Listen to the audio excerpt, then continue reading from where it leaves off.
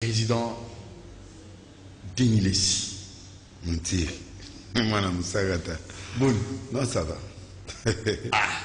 Grand H. Est-ce que vous appelez grand? Parce que M. Roman a un grand H. Grand homme.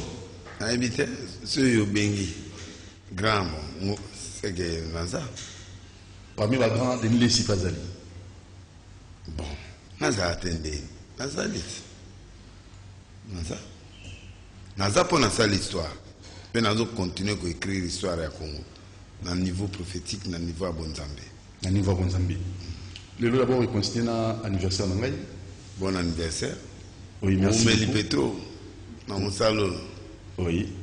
Donc, on y a découpé Kanisi, on a décoré Ngaï. Donc, chancelier, ordre et la culture. Donc, on a donné ça à l'union des chroniqueurs culturels. Alors, on a invité. Pourquoi évêque président? Bon, évêque des fonctions.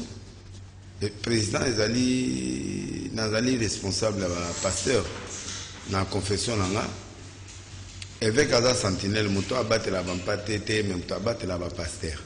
Ok. Ancien. Donc, un évêque, c'est quelqu'un qui supporte, qui gère les pasteurs. Ça dit pasteur et à pasteur. Pasteur de pasteur. Ok. Dans le sens, en anglais, c'est un bishop. Mais en français, évêque. C'est-à-dire, c'est une sentinelle. Nous avons géré un pasteur, un ancien, un tunyoso, un kamba, donc, ceux qui ont sali mingi, ils élevé au Naran et nommé par le gouvernement congolais. Parce que le gouvernement doit reconnaître en tant qu'évêque, président des églises de réveil réformées au Congo. Nouvelles églises. L'église Moniboye? Tout ça, on a plus de 7000 églises. 7000 églises? Oui. Na charge, non? Oui. C'est facile? C'est pas facile. Parce que pasteur, ça compliqué. Donc, pasteur, ça compliqué? Oui. Il a ici. N'andé ni nipe. Mais madame, on n'a pas été à diriger. Il y a ce qu'on a dirigé. Ils ont ça compliqué. Azana pe na moi quoi na ya diriger. Azana moi battu à diriger. Kana va full. Parce que mon dans l'église il y a 2 millions gérés. Ils ont ça compliqué. Ba imer, ba fier, ba bilo muzuzu ils ont ah. Nga l'église a monene bondé dans ça bon à diriger par ba pesa ba ordre et à facilité mais ngana batunanga to kana très bien et puis to république momba d'être installé tout ça bazoto sanga bazoto ça. Alors rubrique Misatou grand H première rubrique ba Denis Lessi biographie au fait Mamouké. Deuxième rubrique réalisation au Denis Lessi avec au sala nambo kanabiso et troisième rubrique neto so la Mouké question d'actualité. Tokena nous Denis Lessi à Botami wapi le 12 août Nambien Maïndomé Nambien oui ngana kino te pour ba belé ba sans identité nous avons villageois pendant donc né en bien Kasai le 12 août il y a né mon boy et puis na Maïndomé na ba terre collectivité ba terre Maïndomé localité bien la localité moi plus de 30 000 habitants bon on a Bimaka la main je suis fier d'appartenir à Maïndomé. Quand tu es ma famille, il y a Banaboni. Tu as 11, donc on a Jean-Marie en net. Donc, autant 9e. 9e. Oui, je crois, 9e. 9e ma famille. Ok. Alors, papa Zana Bomoï, maman Zana Papa Koufa, maman Koufa. Papa Koufa, on a la 3e primaire. Oui. C'est un grand commerçant, et Bani côté d'ambition Soana, Mukembo. Donc, c'est un millionnaire. Millionnaire. Ouais, c'est un homme très riche parce que Azaï Nambong est belé et puis maman peut akoufa kalate aouta maman kufina kina. Donc la vieillesse akoufi. Alors Denis Lessi na jeune tant que jeune na bukola na yo wandosa odobeta bale wandosa binani ni na ngoza na bukola na wandosa ni sportif na il partout na joueur na musicien donc il y a vraiment mélangé. Tantôt on a commencé pour notre côté petit séminaire. Oui. Tantôt balé la obeta balé numéro 10. Tantôt on a musicien profane. Moi musicien à Mukili. Autre bien profane. Na ba master na ba Rastafari ba Roger ba Lembo ba Motu Alado bazali ba camarades tokola na bango. Bon, bien que fréquentation à Kinshasa est toujours de permanence, mais tout ça est bon. Ça na presque dans les classe trop bon. À part ça. Mais au Tangi wapi? Natangi na collège, natangi na Bandulu, natangi na collège Kivu, natangi na petit séminaire, na Bokoro, na bandai na collège ya Makau, na Kei, na ba Bebota, toke séminaire à Bokoro, na ba Abechole, ya na 4e, na 3e. Donc tout ça petit séminaire, après na 6 à Bomisa. Et puis na Lumbashi, na Kesa la droite na Lumbashi, na ba John Kabila, na ba Robert Abazaki avant Bisso, un an avant Bisso, tout le monde John, Belé va comme procureur général, comme la place non. John c'est ma chef de l'État. John Kabila, comme général. Numbi. Hein? John Kabila. John Kabila. Officier d'ordonnance. Il y a président Kabila. Ok. Un collègue n'a pas Dokolo, procureur et puis procureur général de la République, ou qui na awa donc tu as belé donc la promotion na biso baza ba procurer lelo ba mutu ba kumba ministre donc ngana poni na ngai na tiki droit na koti bonzambe tiki bonzambe alors et tiki droit au na bonzambe mais si vous na habité denilesi azokola atangi denilesi akoli atangi na zailanga jeune mo akoli ga bongo aux pas mannequin rien t'es mannequin on a beaucoup de mannequin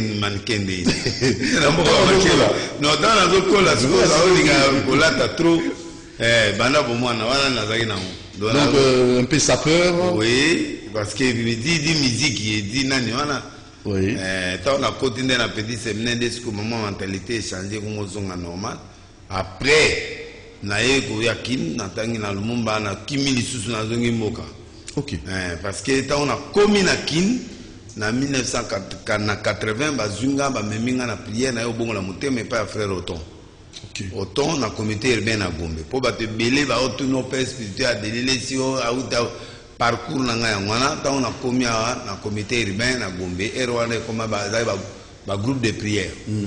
Na boy motema 4 ans après na bandi côté à dans moté na 84 suko na kimi lisusu na kimi nzambe na boyi sous prière na kena ngai suna mboka comme papa atongisa atonga biloko minene okola atonga asema kama minene kuna na kena nga ko vivre na nga na richesse wana na bandi wana tout ça na sais même pas si moi bona au mona père spirituel na ngai côté yanga to vane na ba camarade to mela boya bandi côté yanga tina bandi kolela na tikitu nde ameminga skoti na mboka mombo esemaza na ke kovanda wana pendant une année à former nga na bazamba ba prière ba donc formation tia isinga comme prophète nga prophète sunde na ifo na ndima po na ndima bino fo bo pesa nga preuve moi copine na nga moto za ene na mbie kuna siku ayoki ke na bongoli mutema ye ola na nga na mwa liboka mbisi to vana kata matiti to sololi na le na sisi na comme à prière Denis liboka ngolo na gali oh kindokite batangi na comme fio ala batangi na isika to za mais na to episode na mona kindoki pour na bi en tout cas mon nzambe o eza ba problème na liboka ngolo na nde na lela ki ngona ba mona ki ba moninga na spirituel donc bakangi nga na ti na tubeli lizuzu après ba ngai donc Nzambe Atokimi Jonas Atokimi mon tiri ba yo récupérer nga soa na bogi su na bon na 5 pardon 1 semaine après ba singa Nzamba nga peso don a peso plus ministère prophétique on s'est préparé pendant une semaine ba prière a au moment na balo yoka la balo sakola batenga bilama na misu nani ya liboso na sakola na komo nani azabdo na sala ba test moko pana inane tana bimio na ndena yeke koya na ngana yao nde mala moko na ke lumbashi na bandi ba vie de prière kuna na tei na quartier na tei ya kasapa to bundi na yo sisa zongi boy nde na koti mala moko ministère oyo na ye kombena arche de Noé na zaidi bosso na sur les pas Donc, Moutou a une vraie confession, comme on est passé au bottom via Zana Nyuki, c'est mon père spirituel. Moutou a mis un Yesu pour les fois, c'est Charles Lessi qui est aussi un mentor pour moi, un père. Donc, Bato Bangwan. Oyo basali que na commandé la komiboé, a formé nga makasi en réalité. Et puis voilà, nous avons eu le belanga, na kende côté pas PDG mon boy, a na besoin église, mais a na mbongo. Ya chembongo nga na te, kaso boy, a na ngasa na suka. Na rue Tembo, kunande nzambe asali ke plein à craquer la bandi bilo la ngana papa jour moko na vandika boye na olala na loti na ngana papa na tozo corriger orchestre zaiko za répétition biso tozo laksa tozo corriger zaiko ba yemba boite ba beta boite ma ça c'est bando beta ma tama ça c'est beta minga na kimi na ki placement tout le monde est formé ange azunga kotinga na église Mombo, il a vu d'abord arche de Noé. Abi voici l'arche de Noé. Tikala wana vanda. Na te ya plein à la muki. Na épée papa na bon, na zone si voiture na yo. Atia yenga voiture à disponda ko pesa nga mousse. Nzamba bengi nga na miso. O yuza de lo tenga binakeka. Na yego senga ndako ya domestique ya Pape Charles, mwana mwaza osale pa na comme domestique. Papa ne ba yaminga wana batikelinga mo parti mo salon na tie mousse na se na ndo la ba bota bamba na miki wana ba toilette na se bon na ina swati na teki bilamba tout na ke mwanda na somi mo carburant na yo teka na zumo intérêt na bon na banda siko ko luka salle église na ina motel fikine na phare ba pisinga contrat na salle tu banana na monga fula non banana na monga fula na banana na motel après na ke monga fula ah bon oui tango na ye wana na bandi église na teki biloko tout na ragi atane loko souté na tika la veste moko pour la premier dimanche soulé tekami biloko to tekami lui tant na ki ko luka instrument na ko tomber pas de fao a tuninga ozana combien ngana bina na $20 pasteur $20 pour ce instrument de aux instruments de na combina nga. Bon, on a quand même ça va convaincre ngana kabelo d'instrument au pendant 3 jours à campagne na au félé. Combina nga yango yo na che carburant nga yo kende kaka. Ko sala campagne. Kanisa nga bondela ka pona. Apia instrument na geluka baba et pas ba catholique. Na Saint Joseph wala Saint Joseph ba pesinga baba. Ba catholique. Au félé ba bo sala campagne ya ozomi sapre. Na ina frère mon muta to bandeka sumi bale wana ndeto ye wana papa ya tie des instruments et bandi ko beta play à crack ba binga yaka na bandi ko ya na komi na lidusi 16e rue na komi pembe l'église moi na gouverneur mo azayi wana ndako gouverneur Équateur azayi wana na mo garçon na binga pasa yaka nini ozoki noter da veste makolongulu na li papa pasteur na bibo nana ngote na teki nyonso pour na sala église ko na préféré na te ya ka babité batina nga ba bilombe uti poto na ba sapato 3 zoya zoa pe ba veste misato zoa ba chemise ba nini tout zoa apienga valise ya bilamba de la côte si pas sapato ya ona otlo bala ba sala na nzambe soki sérieux za na mosalo to sala nzamba au pouvoir na mona te raison ni ba passer makio na koluka ba kisi c'est ok makio na te koluka na moi conseil moke koluka ba kisi ba biloko ça sert à rien po kala la yaki na otea na kuta na 3 paires à lézard na kuta na 3 costumes garçon na luka ke na habiter place aki mais na ozoaika donc asalinga bola mwana na yo kota bato moninga propre église ngande mona wa pesinga ina te ya ba miracle ça mesure ngo pe to ba to ba yemba keza ba kunda 6 heures na orchestre la grâce donc ba deux orchestres ba soutenir nga ya mwana pe des parages Mumbaya. Très bien. Arche de Noé et père de famille marié bana boni oui nazana bana je crois 3 na moko la ya mwasi 4 donc Joas Simeon Denis Lessi Joas Lessi Jonathan Lessi et puis na mona msusu nga mwasi na maman na bana maman Azali maman Tina. Très bien. Alors Tina Bombalesi maman Tina. Alors lelo yo nini oyo eza événement peut-être oyo etikala yo na ndenge mabe epesa opasi mingi so okanisa yango olelaka tina dans le passé même dans le passé même dans le présent oyo etikala le plus de epesa opasi mingi dans le passé c'est la mort de mon père Et dans le présent?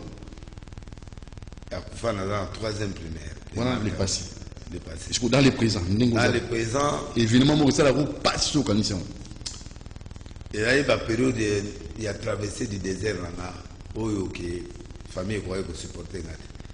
Que dans ça 2 ans, Libana, beti chegete, na kuma ukomo la kabotel, moko boy pona lala, na monter na mamatanga, pona lizoelo a olia, na traversant un grand étudiant diplômé, mais souffrance, ministère Simbate, ti mokola suka, nazalaki pa oncle, jour mo boy, moi na ebo père son âme akufa. Aipsinga me yo tango zaira mambo ngono bozaki bia wazo ya isusu anga ba copine nga ba ya kawa yo uzula la kawa tout ça na bima na ba 3h du matin na ya makulu na côté na hayo wana na kutani na ba bandi balandinga na sachet ya lipapa na kimamba mutina motele pa Roger grand frère na ipsi pesanga iskaola le Dieu que je sers m'élèvera un jour. Aïe, on sa chambre, milliers d'angana domestique na eto la liwana. De ma moment on a des preuves on a des soins makasi. Alors événement heureux, oui ça la voix singo sous condition. Événement heureux et ali élévation.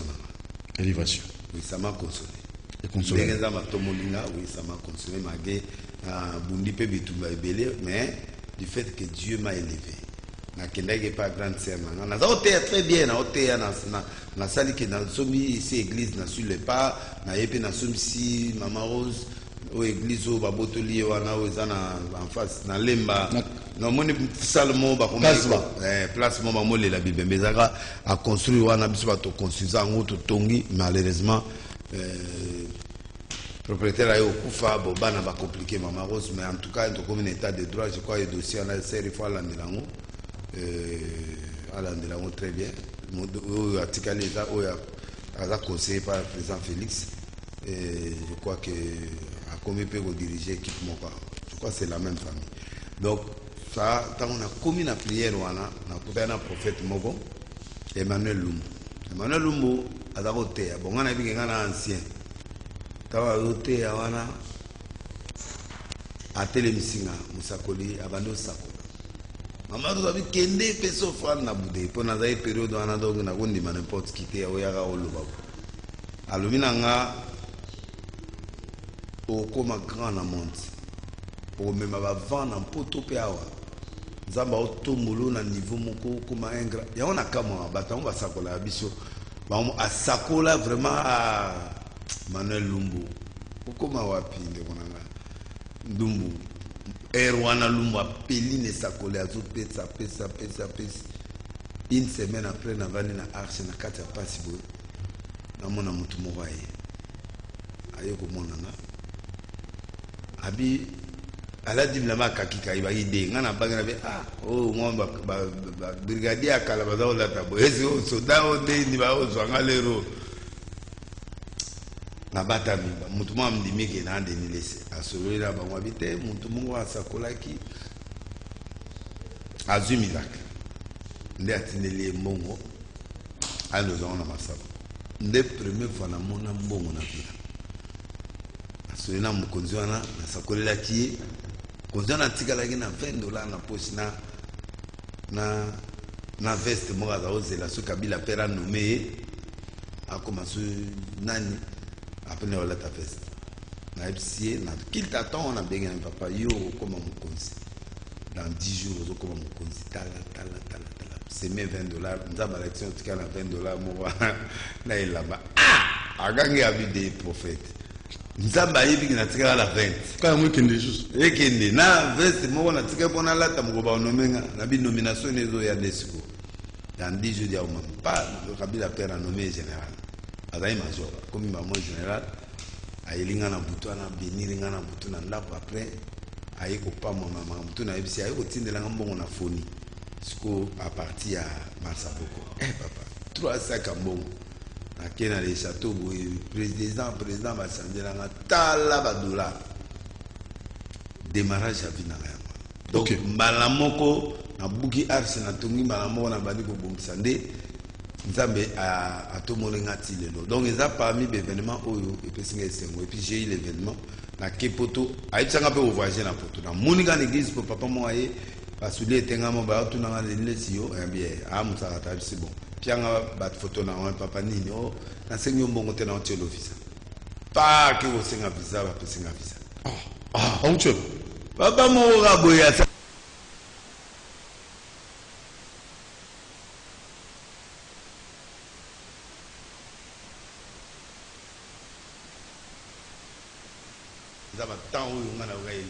alors nous au supporteratif na comportement bateau na gira bateau hypocrite on avait hypocrite na benga mais yo moko zango te non na ngote yo do matin na zone ndima bateau basala bola facilement nga naza na facilité ya ko reconnaître mutasenga bolamu ata après des siècles ba ondimo kaka na linga hypocrite te bata double facilité.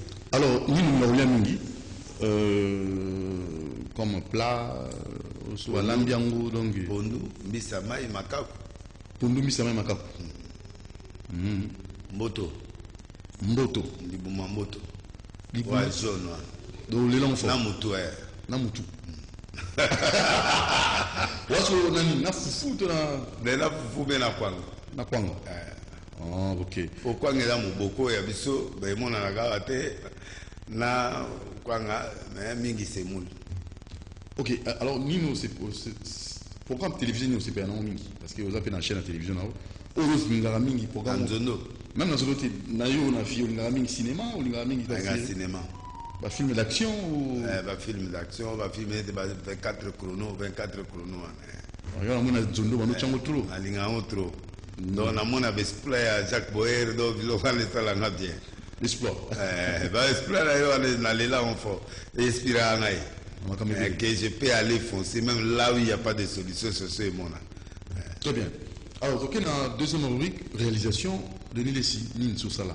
Nambo Kanabiso, apport Nayo, en tant que. Naza leader de la génération prophétique. On a créé une génération, bien que la génération ait deux camps. Quand il y a vrai, quand il y a faux.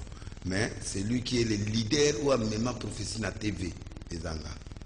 Donc tout bataille bambikudi basakola na bakwen na l'église ngai na ye na TV na bani ko sakola moto tandako na ye tout ça tia mai na TV lelo bazo continuer ngombe to comme na écran plate na yete ba mai ngo so ba tia ngo mais etiki na za génération système au chama na TV ngai na TV da gali bumu siko TV sur bumu siko ba ba Denise ba Denis ba continuer ko sala ngo siko o ba plate komi to komi siko na ba écran o ya mikian o chama nini wana tuna ba mais ngai ne siko na leader la génération ya ba prophète au sala ka banini mo ba bureau sala qui tant na blo ngona ba kombo no sala base de misanga ya nzondo na nzondo aboti ba mbio ba onkra ba umvimvele nzondo laxi matro Jérémie 10:4 marteau et puis na kisaka te laxi zondo ça dit yoka messager yoka message yami balé zalaki bon eleki ebele unkra eza mbonde ya baroi ya bachef so oza epa basakata echangeaka bavoix epi eza bankoi na kati so ozotala yango boye ebebiso miso namemi yango sikoyo nazwi yango sadi ntango monkra ebetaka ou chef akufi ou message mo chef anga aloba c'est un message de Dieu. Nazui yango comme étant gloire à Nzambe, message à Nzambe, message à royauté. Unkra. Et à nous ça tout mbio. Dieu ne prend jamais un innocent coupable ni un coupable innocent. Mbio là qui est innocent. Attends dans la salle mabe et si baote. Après mbio ils allaient on veut moto. On veut les alliés. On veut les alliés neti mon pepement boy. Waouh. Donc so oye ba oya ko yamba yo bénédiction ya mon peuple makasi et puis Mbappé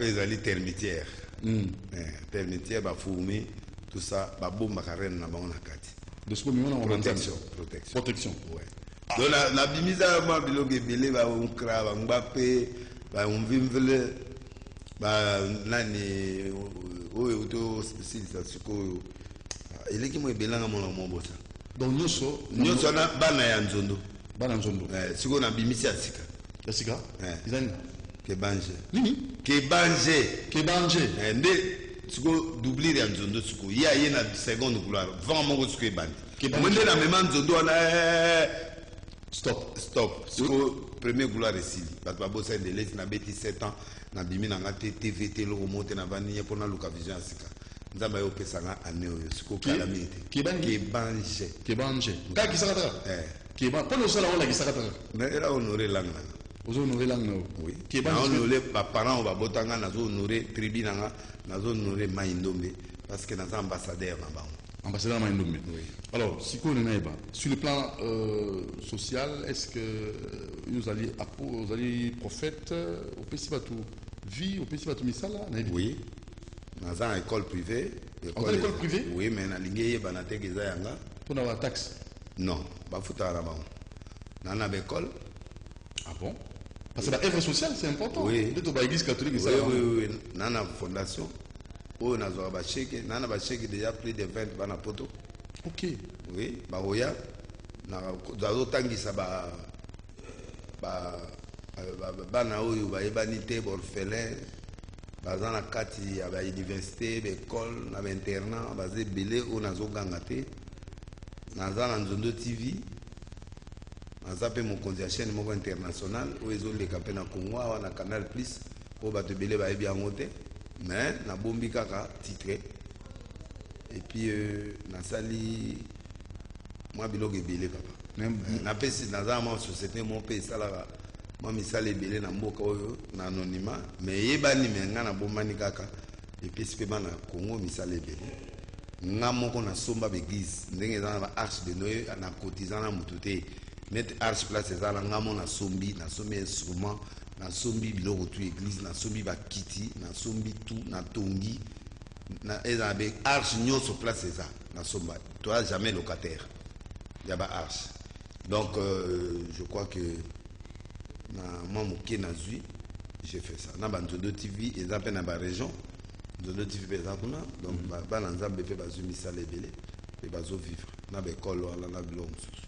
Alors siko toke na question d'actualité mboka nezo kende bino boza basala nzambe d'abord levé à état d'urgence et selon ndenge nini ba église ezonga les 15 bon c'est peli to saluer le chef de l'État na oya lobby mo biso côté église to mirimire pour nani to mirimire parce que église eza socle ya mboka église eza socle ya mboka ezala catholique protestant kimbangiste musulman tout c'est nous les pères du Congo. Alors au lieu na 100 millions d'habitants toi nango 7000 malades 4 la moitié guéris papa to kufaye déjà pour qui ne Congo est confiné peut-être malgré président de la République a dit qu'il soit confinement mais batu bazaika kotambola kaka batu bazaina mais batu bakufite ebelete talande batu bakufina monde entier mais nzambe a congolais il la prière a diminué tout wana ye atia mboka na mboka nkolo ye moko. Alors il fallait avant discours na ye atie batu nanu ba pasteur ata na RTNC ba confession ba ye wana ba sambeli nzambe ba remercier nzambe ba sali action de grâce ba pesi offrande pa ya nkolo na ba confession pour permettre ce ko ekoki kotambola na ba église mosusu ba o ba kozwa ba zui c'est pas grave. Après loko wana ya ba aye atie discours et là on a monega ba tienze mazozenzita ayembi na RTNC après ba yekotia discours à président ba conseiller na ye ba suki pe na nzema mazozenzita basu bazui ba conseiller mabe il fallait chef de l'État asala wana tomato se calmer ata les 15 tomato se calmer mais prière et ça limité azongisi mboka nkolo na suka a remercier nzambe te mais chanter c'est prier alobi kaka que Dieu bénisse bongo nzembo ya losambo wana nzita zoyima fati beton doa nzembo ya nani nzembo ya mboka wana eza nzembo ya nzambe te eza nzembo ya mboka oyo bayembela président fati na mboka na biso Congo. Donc je crois qu'il fallait bâtir prière et salemi.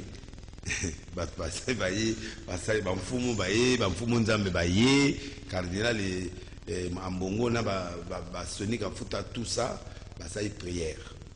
Après, Fongoli Mboka. Et si. Moi je crois que c'est ça. Et puis il y a que vous tirez par barre avant biso. Ah papa. Gouvernement va un problèmeébélé. Donc il va tirer barre à fond, ma biso pour biso de futa bataille c'était. Mais nous on crée, nous on crée des présidents. Non. Biso tozo créer batonet yo motiri boto commission grand. Yé mon président à Outua. C'est un fruit de l'église. Tout petit Congo moto bazo benga Fatih Bedo. C'est l'église. Alors est-ce que vous voyez pas que biso toi ba créateur a de bonnes personnes. Donc il faut l'église à la honorer. Les États-Unis, je vais dans la Bible, conseiller na présidence. Na mboka lokola Allemagne bakataka 10% ya salarié nyonso bakenda kotika bango na l'église bazotinda ba chèque na l'église nyonso sans exception. Na Angleterre 20 livres par tête so dans la batu sans église ba opesa pour gérer batouane. Donc alors na mboka na biso kuto mboka eza consacré par Nzambe. Il faut vraiment respecter l'église. Le gouvernement doit respecter l'église. Alors maintenant toutes les institutions doivent respecter l'église. Est-ce que l'église est là? Problème. Est-ce que vous êtes crédible? Ça, c'est notre problème. Toki Karon, vous êtes crédible? Non. Il y a des bons qui sont là. Il y a aussi des faux. Mais l'église actuelle, moi, je suis déçu un peu pour l'église par rapport à ma confession religieuse. Mais il l'obité que le coup là-bas, crédibilité, qu'on ne peut pas faire confiance en Dieu. On ne fait pas confiance à l'église. On ne fait pas confiance aux hommes. Non, on fait confiance à Dieu. Dieu doit établir bateau. Nde bateau na bisota la de l'Église. Net loya l'église muda oluka de l'Église. Muda oluka nzambe mais au travers nga. Bambe ba nga pe ko créer des ordres là ba peuple comme ko faire murmure. Mais parmi la mission nzamba tindinga malo eza pona côté ya ba pasteur na ba politicien ya ventre batika. Bato batsali la politique pour la libumu na ba pasero tout ça la libumu nzamba lingi mango vous savez que na libumu solo na lobby tout quand je mets tout nous tous ezala oui confesseurs religieux nous tous dernièrement l'église va être sous normalité l'église est totalement bien été trop de scandales trop de désordres trop mais il y a des hommes crédibles bazali ba mona na terre bato bien bazali. Mais tu as batamine na coin. Mais il y a des non, bateau crédible net bouillé. Nicolas est compliqué parce que. Et comment compliqué comment? Nazar nous compliqué parce que il faut avoir témoignage à Saint-Esprit. Mais il y a crédible. Oui, parce que nous avons un outil quoi. Donc on dit pas que c'est qui? Tout ça bateau ma bébé. Mais nous branchons toujours. Nous sommes sur la terre des hommes. Il y a toujours des erreurs qui se commettent. Mais un homme de Dieu, c'est quelqu'un qui reconnaît ses erreurs. Oui, les justes hommes, cette fois l'éternel les relève. Ok. Par exemple, bon, nous sa campagne. Bolembon. Il y a des sous-mots. Bon, que nous par exemple, au salaire monté. Mouto azoteka chemise par exemple atena sachet pasuka la mokongo mutakena ndao chemise pasuki asumuki maman azoteka par exemple fufu atie-moi nandi epo fufu kita il a gagné et que mutaï soit à sali perte et à l'issoumo. Donc moi je crois que le problème c'est dans ce sens-là. Politicien va payer son ministère pour gérer. Va payer son budget pour foutre bateau. Aussi va plus ma bateau lait. Mais la crise actuelle, est-ce que l'église la crise, oui. La crise actuelle, l'église est... 60 ans après l'indépendance. Oui. Depuis l'indépendance, est-ce que l'église a joué rôle? L'église a joué rôle parce que le rôle de l'église, c'est de conseiller le gouvernement. Mais le gouvernement, ils ont toujours, les situations sont en train de s'empirer. C'est-à-dire que l'homme de Dieu va comme politisé. Les confessions religieuses sont comme politisées. C'est-à-dire qu'au lieu de influencer aux politiques, et influencer Bisso Bassaï Lanzam. Pourquoi? Mais tout ça faiblesse. Faible pour l'année. Mais parce que. Vous avez les bim, vous avez les enfants. Non, c'est quoi te plonger depuis longtemps, depuis l'indépendance. Ce n'est plus le spirituel, c'est maintenant la chair qui agit. Oui, ça dit, il y a s'exprimer. Donc, à Bana 60, l'église plonge du jour au jour, comme grave. Parce que Mobutu a d'autres éléments. Mais à l'autre, il y a Liboso, ça va passer. Ok, qu'on a payé sur 1 million. Mobutu est couffé. Et ça dit, peut faut naï. On a bon amour là, ce qu'on a bimana ere ya Mobutu. Net na bo prière na ngasa do anzambe pour bimisenga na lera Mobutu te. Azo kende na dernière minute na opesa professeur Matinga. Pour ngale roso na zale ya Mobutu na tongi be école na tongi biloka minene université parce que Mobutu azali kokaba. Mobutu azali kokaba à soutenir l'église. Mais le problème c'est quoi? L'église n'a pas su dominer, mettre la suprématie du collab politicien. On a perdu cette crédibilité-là à cause du matériel, à cause de l'appartenance. Nous avons Équateur, nous avons soutenu Pasteur Équateur. Nous avons Moulouba, nous avons soutenu Boui. Et nous avons raté que pas Basakata. Pour nous dire que c'est une tribaliste Basakata, mais il y a une église. Mais tout le monde a une église, Basakata, c'est une tribu, peut-être trop tribaliste dans l'église. Parce que tu vas voir, l'église n'a pas ces exemples nettement comme au Toleka, la CENI. Alors, il y a un chito, il y a un problème, non? Il y a un élection. Il y a un lobby qui est église et bomi. Pourquoi les pasteurs ne sont pas intègres, ne craignent plus Dieu? Les pasteurs sont politisés et les pasteurs, comment les cabas puberté, tu connais cette église. Puberté? Maintenant, ça veut dire quoi? Ça dit, pasteur, prêtre, toi la nyonso, mbongo sogeye, bazongi libéré, biloko basala te na bomwan. Donc, vivre jeunesse na bongo, jeune doit vivre vieillesse. Parce que les kaki tant azui abandi puberté. Ça dit qu'il abandi ko regretter biloko ya sala te abandi ko sala. Donc, on récupère en banc. À récupérer, mais on récupère comme des moukolo. Et si vous imité, parce que, j'ai pour ça, ils ont si maté, bana miki bana ba réflexe. Moukolo réflexe des athées. Ono bimana moi si au tiki téléphone. Au moins, au quand le téléphone, pas cadre quand le téléphone, au tiki, au quand on ça so sexy, nous on a pas besoin de piège. Aux hommes. Donc, aux autres, moi, si, oh, chérie, vous en avez ma photo. Et c'est, il y a vraiment mon tour de capacité. Au bout de la maille, l'été. Maille, les Agouluka qui bon, là, c'est prévenu. Au moins, une place pas catholique qui va les gabi sur les Yawan. Catholique, à Rosa, la lissou, mon au monde, même à ta saliango, à bota, mais oui, bateau, au monde, il longue cocan. Mais, oui, bateau, au monde, il longue cocan, il dit, ah, négo, au monde, Abbé Joseph. Mais, oui, bateau, moi, et puis, Abbé Joseph a aussi les gars contre Abbé Jean, mais on a TVT. Mais on a réveil au coup d'avant. Et ça nous a quitté sa biseau. Mais tout ça pourquoi? Pourquoi nous avons Makambo pour ça? Il y a on a expliqué. On a plusieurs raisons. Première raison, puberté. Deuxième raison, c'est qu'on matériel. Troisième raison, pasteur, comme star. Quatrième raison, mutu nzambe azala osali après ozongisima okoti sumambondeli pour réactiver et loko eza katena po eza net batterie et si la bécharge mais ya net obimisi il faut renouveler toujours alliance tout le temps oui pour renouveler alors batoué bakoti na banki on a pas dans mutu ya otia mutu plate maki on a rappelé batumsu ba éviter élection maki on a ezali faux miracle fausse prophétie, tout ce qui est fabriqué par lui-même. Et belé m'a changé de forme. Mon aocha moto plâtre, l'hôpital docteur venait à plâtre. Docteur pas foutan. À une église avant na plâtre. Ba memi. Avant de payer bien, azolé la pera d'église. Wana moi descendre dans le boc. Et comment les appeler papa yo yaka. Take it. Boya la mbélia, beau pasola, tchouaa, akimima. Qui va donner $100?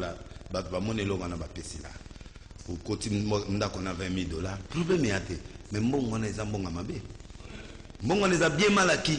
Si l'éternel ne bâtit celui au yibi, peuple, à cause d'un faux miracle. Or, Dieu peut faire un miracle sans qu'on force, sans qu'on ça. Mais dans tout ce que tu me dis là, tu crois dans le miracle, dans la télévision, tout le monde a croire. Non, il y a de vrais miracles. mais ebele comme il y a faux bakomusa la mutu ndenge de moi abimaka na kei pasteur bongo a créé un miracle mon na TV de moments zo bimana comme de lettres na bimi na zamu ta de lettres na ute ba edingwe na récupérer et razui pa ya kanya mana bon aya na noir edingwe pa edingwe abimise lié milinga na suki allez à kesi bedi pasteur protéger edingwe ya ntina la police ko la milinga bimena na mutu pasteur ala mo bangana mais yo lo bagi obuna ne dingwe à Kogaïté. Ça dit il y a trop de faux miracles. Et ça détruit. Au monde. Alors, il y a au Congo beaucoup d'églises, mais il n'y a pas de miracle, il n'y a pas de solution. Ça, c'est un. Deux, Bassel Lanzambe, tout comme un président la Bassi, tout comme un président la Komela trop, 4 whisky avant Théa.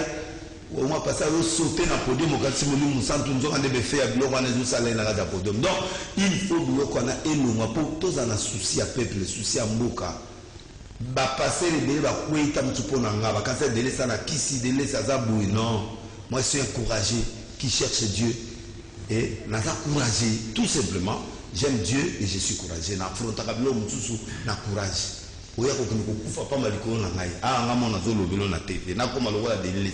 C'est un homme de prière, c'est un homme prophétique, c'est un homme vrai. J'ai des erreurs que je peux commettre, mais pas la tricherie. Deuxièmement, il y a un moni, binokwana et quotidien la confession religieuse.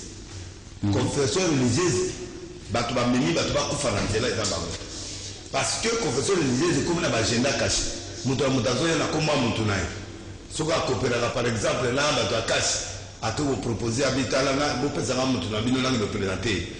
c'est trop dangereux ça. Baza, mais papa, pas candidat Rosa Ratical Yemo a voté. Au lieu de catholique, ceux qui sont mécontents, qui sont mécontents dans les protestants, bon, en tant que dirigeant, tout qui réfléchir, tout ce tout à la suite de consensus. C'est ce que l'église devait faire. Tout le monde a solution où on reporte gouvernement peuple a osé la mission mais mutu na mutu ayebi ke mutu na abimite o abimi o to satiri ya na nanga kala c'est que mutu aza mutu kabila ya obimali donc est-ce que le président de CENI c'est un faiseur de président c'est ça le Congo oyebi même pas président à CENI à Brassa oyebi même président CENI à Rwanda oyebi même président CENI à France oyebi même pas CENI à Angola c'est administré seulement nous tout le monde a une fonction pour attendre processus électoral à la bien mais na Congo nous a enseigné comme faisait le président c'est faux il faut tout le cateau tia garde fou président comme président mais moi là on a le succès comme non bon on a même grand frère na Jean-Pierre même macha na au le temps muto c'est man attend mon pour na ça tu as dit ça donc il dépêche toi na nous marche pour na président CENI. En fait, comment va marcher? Il y a une procès à réforme à CENI. Non, yoka. Il y a mais il fallait le président. Il y a l'église catholique, on va gérer une confession. Avant de précipiter ma candidature, il fallait commencer par ça. Pourquoi ça ne peut pas réussir comme on l'a dit? Le quoi on va les quitter. On va quitter le ministère de la TV, on va numéro de catholique, il faut changer. Pour catholique ndengazana andima kanaye ate élection mokoté na be bandima lié mo bandima été deuxième élection pe bandima été troisième mo pe bandima été ba keku tuti na ba télévision ambonga ki la télévision na TVS ba tuni na na bimia bi fayu avec 62% mais na Congo yo kako ce qui est là sorti ça correspond pas avec la vérité mais mbali alo bakali kamlowa de liste ndao lo babo que biso tala ba papier yango yo to kotsa ba to partout tala résultat na biso yango. C'est pas bon, ça c'est l'hypocrisie. Besoin de ma présence félicité, mais besoin qu'il y en a na bureau naïe. En tout cas, bino, besoin que nous savions. Besoin de monter les bois parce que beaucoup au Québec, ça c'est un. Tu vois ce qui tue là, c'est l'hypocrisie des confessions religieuses. Mouta comme na moutunaï. Mouta moutuya kimbangu a parrainé dans ça. Ce qui a vu menace, bato na va vu menace. Comme bango va fêter 100 ans na bango va bango aéroport bazwa bango batela bango nzela allez bawangani rosa ça c'est pas bon et ça des choses il faut tout dénoncer ça na mboka parce que vous avez intérêt il faut tout longola makamba d'intérêt il faut tout tia justice intégrité du bosso biso ba sena nzambe pour Nzambe azwa solution ya na mboka na biso. Moi je suis un prophète, je parle clair. Vous dépolitiser CENI, vous dépolitiser confession religieuse. Parce que ce qu'on ne dépolitise pas, on aura toujours les mêmes résultats qu'on a aujourd'hui. Moi je suis clair. L'église tue parce que vous n'êtes plus objectif. L'église est devenue politisée d'intérêt. Vous soutenez, il faut limiter ou profiter de la position pour m'attaquer. On a tué les gens. Les gens sont morts dans la rue. Et les lobes, dans mon place église catholique, il n'y a pas rien. Dans mon député, par exemple, il y a une photo de moi, c'est mon ken. Allez, au Zuba voix. Bana de comment la poste. Alors, dans tout ça, maman Denise a eu besoin de charge, à Bana Bazo Babous. Il y a une saga pour tirer dans son milieu, famille en Anda. Now, il y a Kapangalo à Fakwa. Vous regardez les zéros ont aussi là-bas. Même Moutou a pas bébé, mais il y a un Maroc, Moutakoya la Moa. Mais il faut y aller. Dans tout ça, il nous reste une minute. N'habitez en conclusion pour notre solution. Pour une fois, on a dit ça. En tant qu'homme spirituel, Dieu doit devenir intègre à politique, sincère par rapport à Dieu et par rapport au peuple. Le peuple souffre. Le politicien du ventre. Je serai avec vous. Ma voiture est maintenant nombre de tout le monde a place peuple. Aux autres, on a députation, on a $2,000. Mais aux autres, on a côté, il y a peuple à table salaire. On a les solo à combattre sa salaire. Donc, ça, en 2023, on va censurer. Parce que ça, on ne veut plus de ça. Nous ne voulons plus des politiciens de vente, des démagogues, des politiciens vrais qui ont les soucis du peuple. Et puis, toi, ranger CENI. Ronsard, s'il est sacrifié, alors nous allons demander le vrai Bakanja. Bakanja. Bakanja, il y a solo que d'awa kufu musantu. Oyo penda ki akoli ambonga mutute. Net ba jara ba papa net ba mukwenze wa.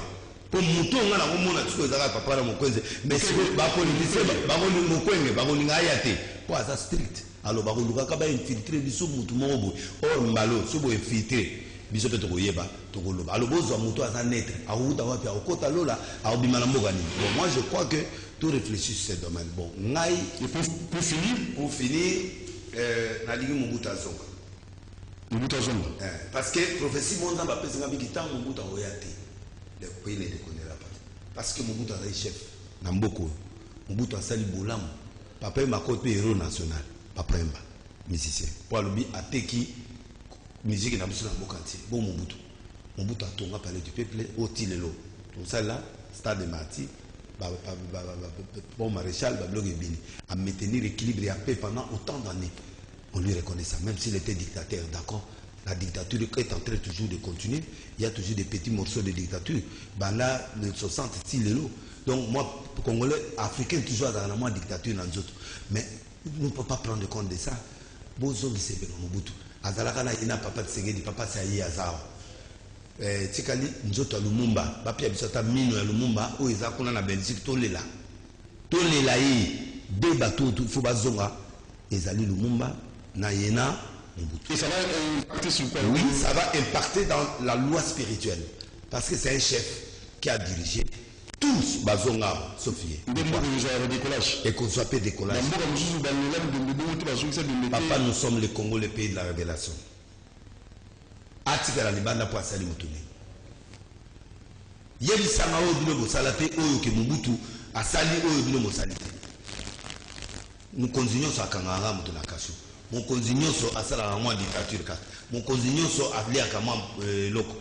Mon continuons à tetaka. Mutete nguba batala gaete. Mais nous demandons l'intégrité. Mais reconnaissons lui qu'il rentre. Okay. C'est notre père. On a besoin de le plairer. Net ngabo nazo lukaira la ke do lelai. Parce que Mobutu a sur l'héritage belé. Okay. Donc moi je crois que je parle ici en tant que prophète des nations. Et pendant Soukissa, tout comme l'oko, tout diabolisa kalaningate. Que yoga avantage on a tout comme honnête na niveau que non. Le FCC cache conseille un peu sa coalition là. Bazala. Mais c'est possible? Oui. Nzambe a fait une mission dynamique pour la paix. Je ne peux pas demander à se séparer pour mon père déjà Félix. Comment? Le temps à se restructurer, le temps à Salango à piéger. Parce que il y a 2 ans et demi. Congolais a une sous prolongation, Congolais alingi sous transition te, Congolais alingi sous conférence te. Pour la conférence, c'est le gouvernement. Alors, bino bozolia, biso tozo se retrouver. Tondimi yo béton au même abisso. Mais il faut bozala toujours uni. Ouatata, benga Jean-Pierre, benga Madidi, benga tel sur la table. Question to futa sous monte, bema bangwata, moi sika moko moi payote, bovandi, bomeli, bolé. Donc fait sans dépense. Ouais, bon soloni banamer ni tout ça ni A B C D. OK. Boyokan, yo zongi otali conscience, mais bon, on fait ça. Ça c'est papa. Des conférences en conférence, des dialogues en dialogue. To bandi na combien de premiers ministres solution islamique. Donc on est toujours dans les points du départ. La chose qu'on doit faire, c'est une repentance sincère entre Binobo Solola. Mouninga zana poste accompagner le 2023 ya pe musikate. Sili mutana zongi opposition. Yo kantina même na lamuka. Yo kanisi ba kotika ka ba konyo so ba bimisa so candidat moko muntu na muta ya na moto na 2023 au moins le on a. Donc ça dit que moko za mboka ambition tika muta arrivé, mais il faut que le pays soit uni. Jean-Pierre Memba uni na yona Fayulu uni na président Fati nana et si la divergence est allée tokaba au moins ndenge tozabo Congo comme Congo ya ko prouver ba foule oyo batamboli ba prouver ba foule oh la mugaye abina leki DPS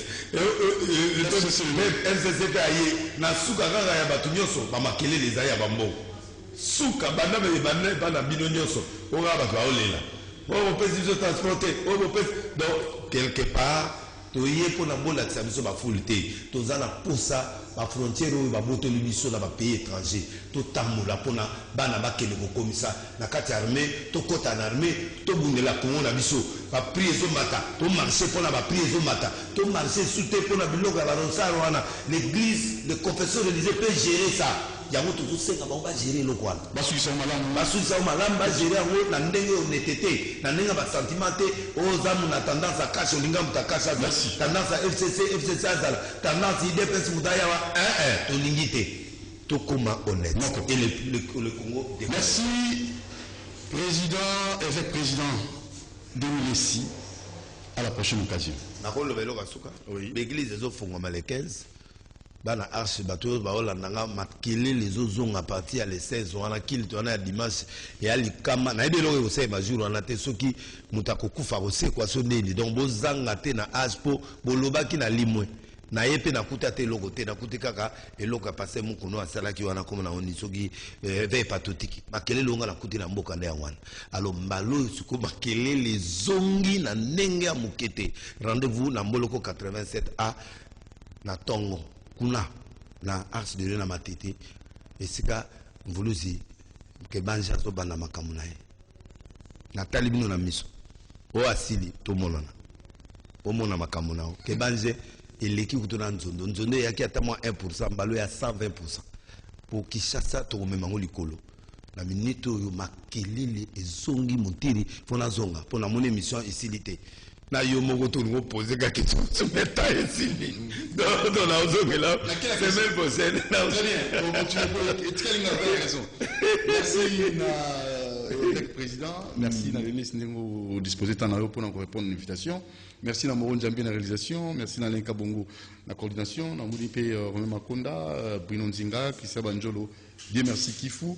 Alors rediffusion Borozango samedi na 9h. Allez, ciao, portez-vous bien, abonnez-vous massivement sur Doudou Montiri TV. Pour la suite, il y a info Nabino. Ceux qui osent na posoleka, le rôle avec président, osent grand H, osent Montozo sa makamomine Namboroyo, Toye Bayo, Bengana plus de 143 89.